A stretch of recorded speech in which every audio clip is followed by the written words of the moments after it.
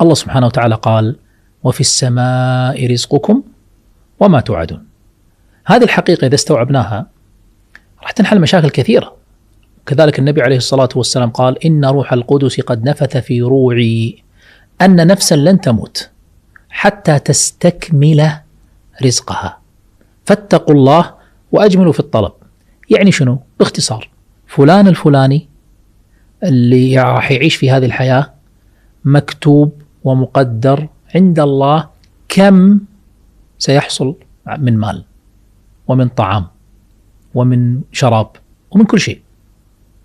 فواحد ممكن يسمع هذا الكلام يقول: طيب هل معنى ذلك أن نجلس في البيت وننتظر هذا الرزق؟ لا، الله أمرك بالسعي له. طيب هل هذا ينافي السعي؟ لا، ما ينافي السعي، لكن ينافي التكالب على الدنيا ومخالفة أمر الله سبحانه وتعالى عليها، والخوف والهلع من عدم حصول الرزق. يعني هذه الأمور هي التي لا نريدها أو لا تريدها الشريعة. أما السعي بالحلال وباعتدال وبعدم تعلق بالدنيا، كما قال الله سبحانه وتعالى: في بيوت أذن الله أن ترفع ويذكر فيها اسمه يسبح له فيها بالغدو والأصال رجال لا تلهيهم تجارة ولا بيع عن ذكر الله وإقام الصلاة وإيتاء الزكاة. نحن مطالبون بالسعي في الدنيا، الله سبحانه وتعالى قال: ولا تنسى نصيبك من الدنيا. مطالبون بعمارتها، مطالبون بأشياء كثيرة. هذا كله صح، ولكن الذي لا يجوز علينا فعله هو القلق أو الهلع أو الخوف الزائد إن من فقدك لشيء معين، لأنك أنت كأنك تتسخط على أقدار الله، والله كاتب لك كل شيء. 2، أن تحصل أو تسعى لأخذ شيء من طريق غير شرعي، محرمات وغيرها. 3، أن يطغى الوسيلة على الغاية.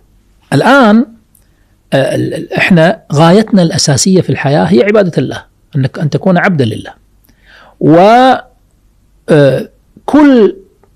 ما تفعله في هذه الحياة هو مساعد لهذه الغاية. أنت تاكل، تشرب، تنام، تسكن، تعيش، تلبس ملابس، تتزوج، كل شيء لكي تبقى مؤهلا للعبادة. فالعبادة هي الأصل. والله سبحانه وتعالى قال: وما خلقت الجن والإنس إلا ليعبدون. فإذا طغى الوسيلة على هذه الغاية تلخبطت المفاهيم. مثال، محطة أيضا، لو أنا عندي قصد وهدف وهو الوصول إلى مكة، طبعا هدفي الوصول إلى مكة، هذا الهدف يحتاج إلى أمور مساعدة، يحتاج إلى وسيلة نقل، يحتاج إلى سيارة، السيارة تبي بنزين، والبنزين لازم أشتري بفلوس، فأحتاج فلوس، أحتاج أكل عشان أقدر أمشي، أحتاج شرب، أحتاج أوقف أرتاح، أحتاج كل هذه الأمور حاجات لا بد منها للوصول. طيب تخيل شخص مفروض هدفه أن يوصل إلى مكة، لكن راح إلى محطة وقعد فيها، عاش فيها. ولا فيك أنت عايش هني؟ قال: لا أنا يعني عايش عشان أكل. قل: طيب أنت طاق درب عشان تنام محطة؟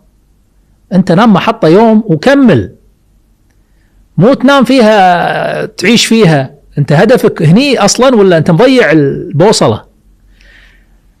كذلك اللي ما عندهم في الحياة إلا تحصيل المال. طيب تحصيل المال هدفه أنك تعبد الله، أنت نسيت الهدف وعشت في هذه البوتقة. طيب هذا المال اللي جمعته وبعدين شريت، جمعت أموال، مت، إيش راح يصير في الأموال هذه؟ تدخل معاك القبر؟ ما راح تدخل معاك القبر، راح توزع.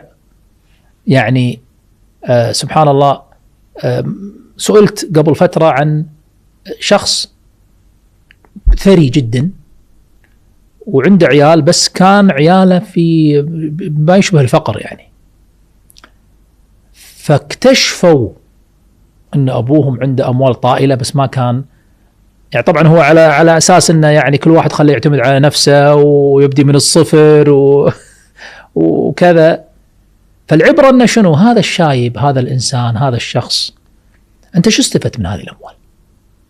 أنا ما أتكلم عن هذا الشخص بحد ذاته، الله أعلم قد يكون رجل خير، بس أنا أتكلم عن شخص كنز هذه الأموال، كنزها وجمعها إلى أن مات. طيب أنت شو استفدت؟ أنا أقول لك أنت استفدت هم، تفكير، استفدت تفكير في كيفية تحصيلها، ثم في كيفية استثمارها، ثم في كيفية صيانتها. طيب وبعدين بطنك وبطن الفقير يشيل نفس الكمية من الطعام، يعني ما راح تاكل أكثر منه، يمكن راح تاكل نوع أحلى منه ماشي، بس هو في النهاية راح يشبع وهو ينام وانت راح تنام باكر، نفس الشيء، ما راح تقدر تاكل كل أموالك. طيب جمعتها إلى متى وليش؟ ما الذي جعلك تجمعها؟ ترى هي شهوة الجمع بس. يعني لو قلت أنا أجمعها، النبي عليه الصلاة والسلام قال نعم المال الصالح للرجل الصالح، تنفقها في طبعا على نفسك فيما يجعلك تعيش وتعبد الله، مساعدة الآخرين، المشاريع الخيرية، في المباح بدون إسراف، ولا تلهيك عن مقصدك الأساسي. بعبارة ممكن توضح المعنى، أن يكون المال تحت قدمك فيرفعك. أما إذا جعلت المال فوق رأسك دفنك. المال حتى تستفيد منه يجب أن تكون تحت قدمك، يرفعك فوق. أما إذا جعلته فوق رأسك نزلك تحت. وقل مثل ذلك في كل مناحي الحياة، اللي المفروض هي مناحي مساعدة لكنها صارت أصل، وهذا غلط. فالشاهد أن احنا في هذه الحياة مأمورون بعبادة الله سبحانه وتعالى، وما عدا ذلك. ومن ضمن ذلك سؤال فضيلتك، الرزق مكفول ومطالب نحن بالسعي إليه، ولكن بقدر لا يلهيك ولا يطغى على المقصد الأساسي وهو السعي في عبادة الله سبحانه وتعالى. سبحان الله. يعني دكتور اللي فهمته منك أن أول شيء يعني حتى يكون الإنسان محسن الظن بالله سبحانه وتعالى في مسألة الرزق أن يطلبه بالوسائل المشروعة، هذا الأمر الأول. كذلك أن لا يلهي هذا الرزق عن يعني هدفنا الأساسي وهو عبادة الله سبحانه وتعالى. وفي نقطة أخرى شيخ، هو الفقراء. يعني في ناس تصيب يعني أحيانا فقر أو حاجة أو شدة، فكيف هذا يكون محسن الظن بالله سبحانه وتعالى؟ طبعا هذا نقول له الفقر لا شك أنه مصيبة، والنبي عليه الصلاة والسلام تعوذ بالله جل وعلا من الفقر، ثبت عنه أنه عليه الصلاة والسلام تعوذ من الفقر. فإذا وقع الفقر على الإنسان نقول له اسعى لتحصيل المال من طرقه الشرعية. فإذا سعيت ولم يحصل لك شيء بعد، فعليك بالصبر والثبات واستحضار معنى الابتلاء، أنك أنت في اختبار. نرجع للآية ولنبلونكم بشيء من الخوف والجوع ونقص من الأموال والأنفس والثمرات.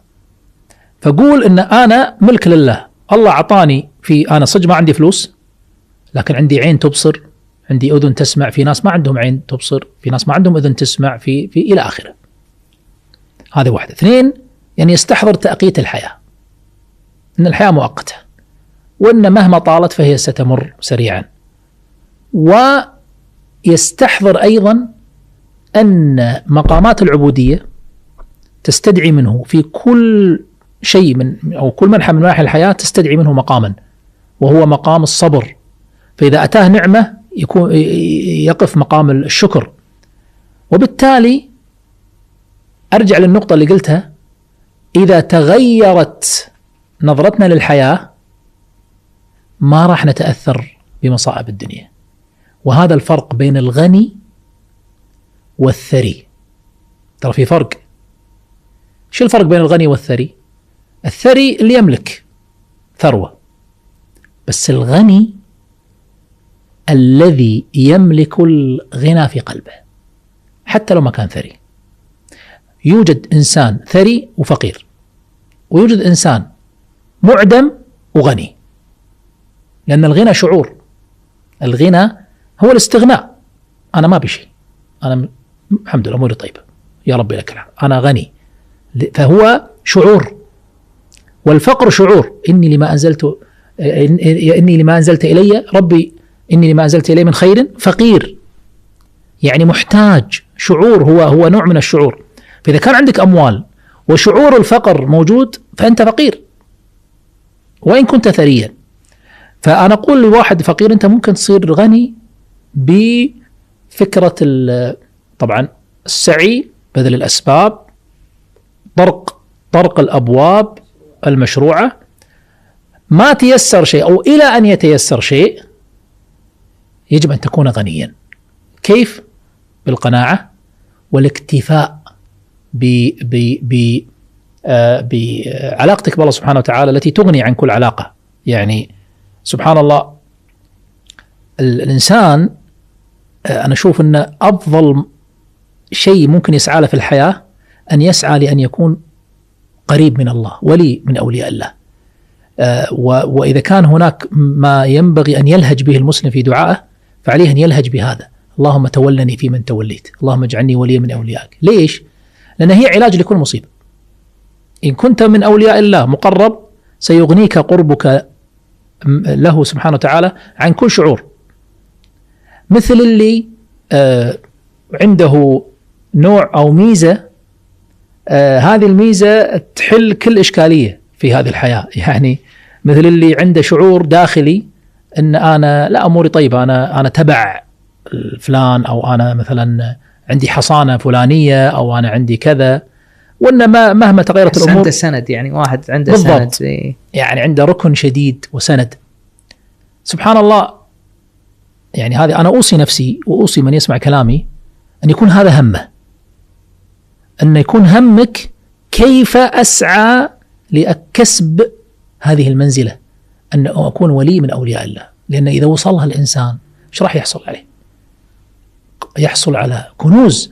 قال الله جل وعلا: ألا إن أولياء الله لا خوف عليهم ولا هم يحزنون الذين آمنوا وكانوا يتقون لهم البشرى في الحياة الدنيا وفي الآخرة. فالشاهد، سواء كنت فقيرا، مريضا، مبتلى بأي نوع من أنواع الابتلاءات، تستطيع أن تكون غنيا ومعافا وتعالج جراحاتك بأن تتقرب إلى الله. فإن القرب من الله علاج لكل داء وشفاء من كل مصيبة. فإذا سعى الإنسان لهذا حصل على خير عظيم. نسأل الله أن يرزقنا وإياكم ذلك. آمين آمين.